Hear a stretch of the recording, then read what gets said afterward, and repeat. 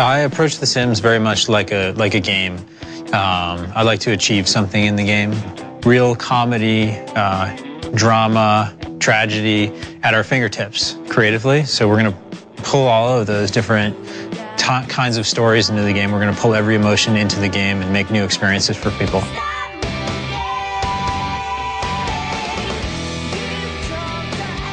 So we have really 4 different kinds of players, and we have people who like to tell stories in the game, we have people who like to build in the game, we have people who like to make bad things happen to people in the game, we call them deviants, and then we have people who really are excited about achieving something in the game, and that's me. I love to go into the game and try to, make my sim have the best possible life, try to maximize everything. We were trying to explain what this game was really about, and for a long time people didn't understand what Will was really trying to do.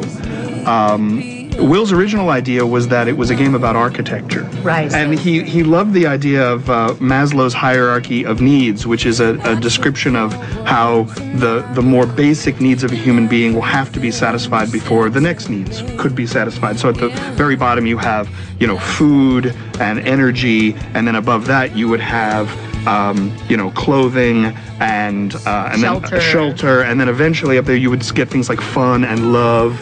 And it was really the influence of 3 very important women on our team who basically said, this game needs to be a game about people.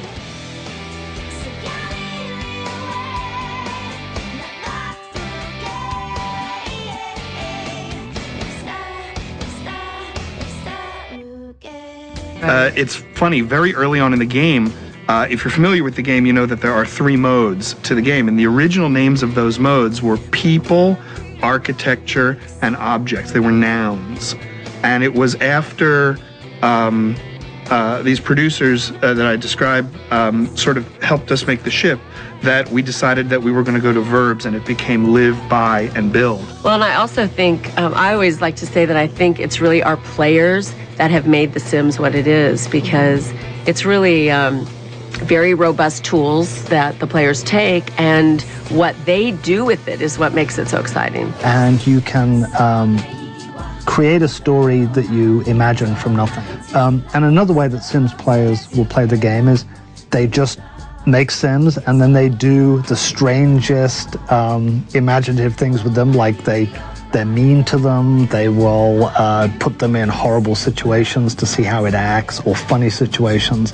So they'll go up and slap somebody in the street and see what happens. So you can play it multiple ways, and players like to tell those different stories. They make memorable moments will happen that I could actually talk to somebody who has never played a video game before about, and they'll understand what I mean. I think in any other game, you can't really share a story from it with somebody who hasn't experienced the game. But in The Sims, you can say, hey, guess what happened to my Sims at work today? Guess what happened to my Sims on their date? And everybody's going to understand what that means. So that's how I play The Sims.